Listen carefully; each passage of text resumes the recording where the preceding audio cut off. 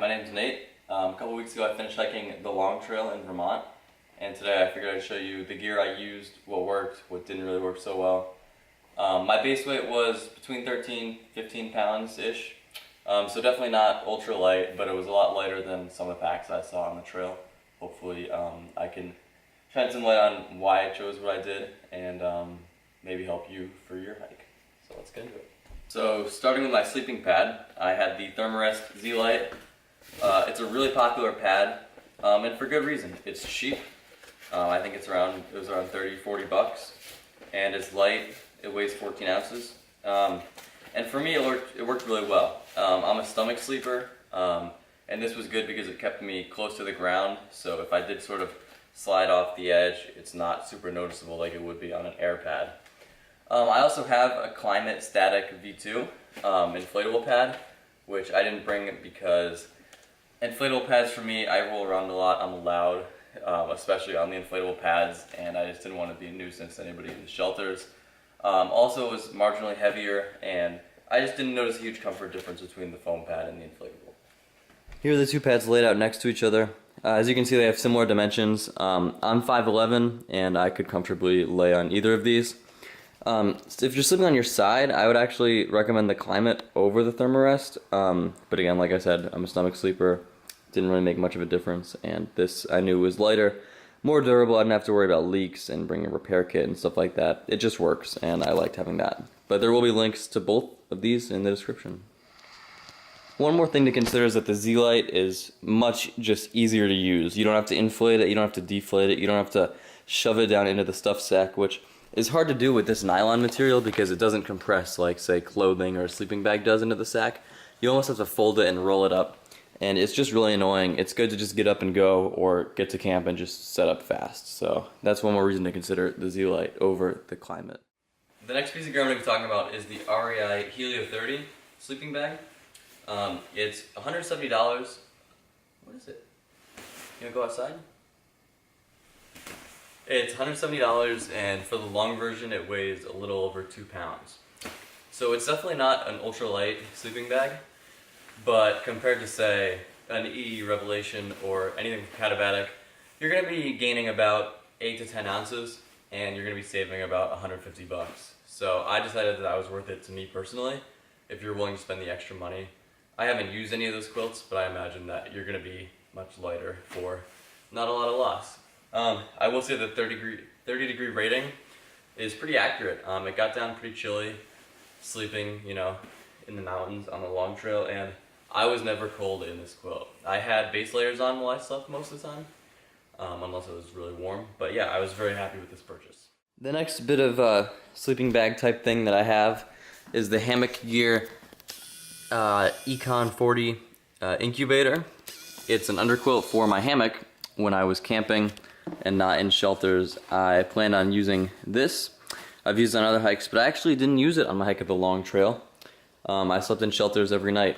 I did the hike in 14 days, and it just lined up pretty well that I could do every section without having to stop and make camp. Plus, I like shelters. I like the social aspect of sleeping, in a group, I guess. Pack mentality. But I have used this on other hikes. It's a great deal. I would also recommend, if you're interested in making your own gear, to look at the Costco down quilts that people make.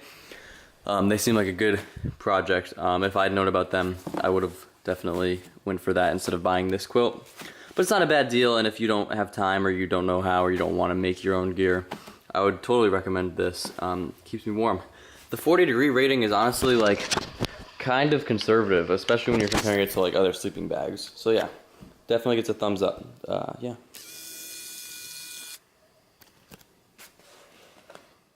As for my stove, I'm using the MSR Pocket Rocket 2. This is it's a really popular piece of equipment, probably because it's super light and it's durable and it's really simple. It lasted me the whole hike, obviously, without any really signs of wear and tear, except for the signs of, the heat marks on the metal. Not much to say about it other than it works. I'm using it with just the traditional canisters. One canister lasted me the entire hike, I cooked 1 or 2 times a day generally, so definitely pretty big thumbs up. I also have my lighter, just a normal Bic, and my pot, which is from the brand, what is that? It won't even focus. Red Camp. I got on Amazon. It's just aluminum with the handles that come out. Really cheap, but not that heavy. So the cookware total weighs a little over 8.5 ounces, and if you include the consumable, it goes up to 1 pound, 3 ounces. So again, not bad. Pretty lightweight stuff, and very versatile. The pot has more than enough volume for everything that I needed to cook, so pretty good. So I'm just gonna kind of breeze through the shelter because I didn't use my hammock at all on the trail.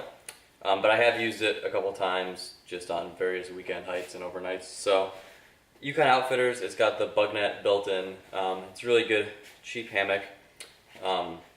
It's not super long. I know a lot of people like 11-foot hammocks. I think this is 10 or 9.5. But it's good enough for me.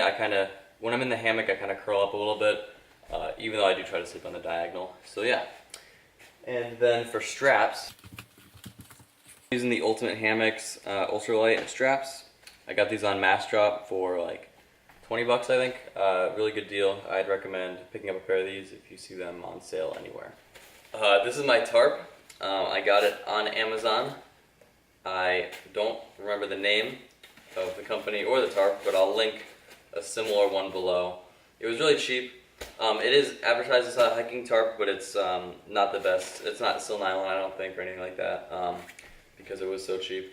Then I just have some guidelines in here. But yeah, again, this is just a kind of generic tarp. I've used it a couple times. It does keep water out if you set it up right. But it's pretty bulky and it's not the best durability. I'm noticing some like fraying and tearing, so I wouldn't recommend this for a longer through hike. You could get away with it on the long trail though, definitely, especially if you plan on staying in shelters a lot of the time like I did.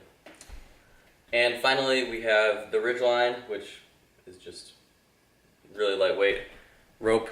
If that will focus, we'll see. Come on camera, there we go. So you can see, I don't know. And then we also have 2, I think these are aluminum or titanium or something, tent stakes. Obviously I'm using it for the tent. It's a rectangular tarp, so I just have one on either side holding down the corners. It's a really simple setup. Next up, the poles I brought. These are the Black Diamond Distance FLZ poles. They're not carbon, they're aluminum, but they're lighter weight. I mean, weight doesn't matter as much with poles, in my opinion, because you're carrying them. But if you do want to put these on your pack, they are definitely ultralight. So these were one of the more expensive, like proportionally, pieces of my kit, but I like them a lot. They're super durable and definitely get a big recommendation from me. Not much else to say about them other than they collapse pretty quick, pretty easily, and they fold into a package like that. My water and water filtration setup, I was using the Katahdin Be Free. I think that's how you say it.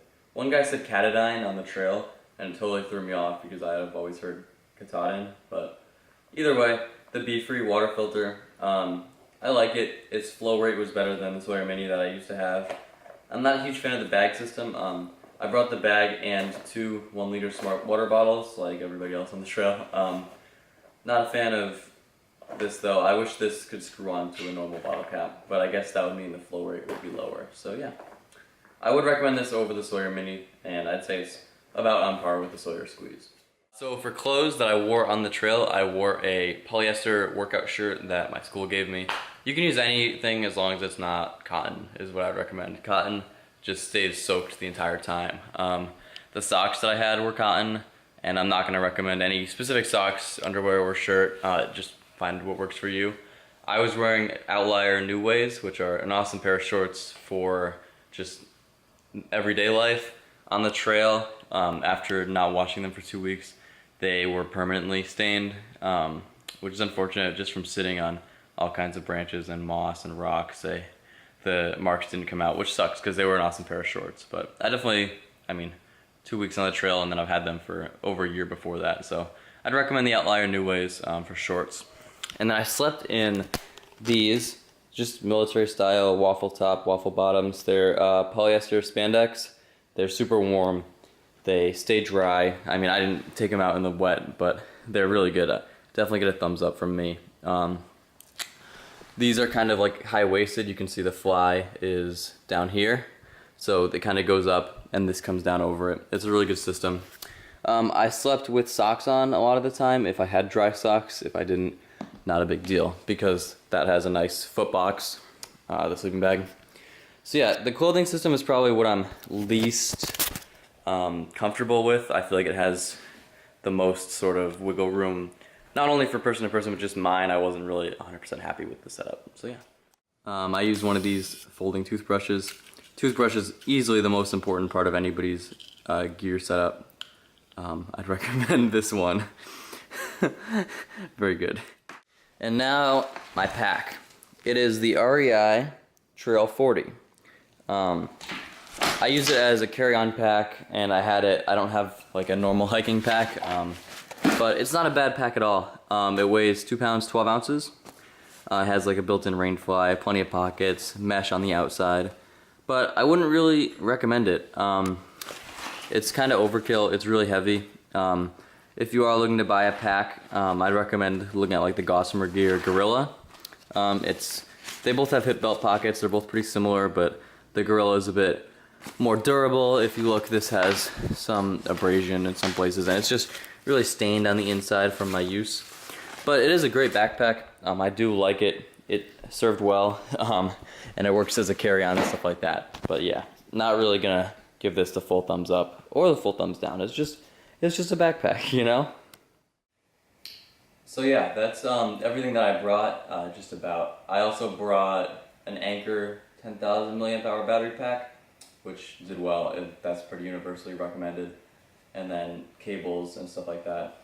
As for food, I resupplied 4 times over the course of the 14 days. Most of what I was eating was, for breakfast I had oatmeal just about every day.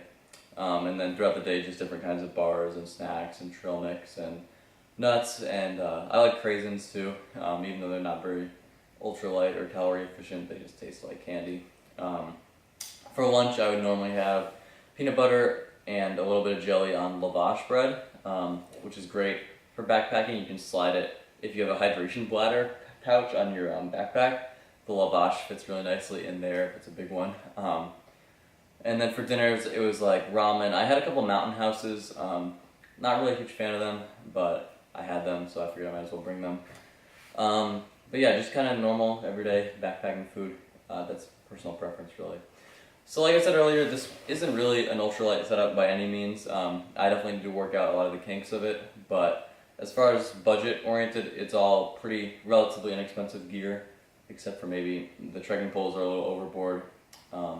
And the pack was kind of expensive too. So I'll have links to the stuff that I actually recommend buying in the description. The stuff that I didn't really like, there's no reason for me to put it down there. If you have any questions, feel free to ask them in the comments. But yeah, just from looking at a lot of the videos, there's a lot of like people who have careers and, or maybe not careers, but people who have an established lifestyle and they can afford to buy, you know, Z-packs, tents, and stuff like that. And here I am, just a college kid, so I figured it'd be nice to have something a little more budget-oriented, but still decently ultra-lightweight. I mean, I was never carrying anything more than 25 pounds, so, or 30 pounds. Either way, have a good one, and thanks for watching.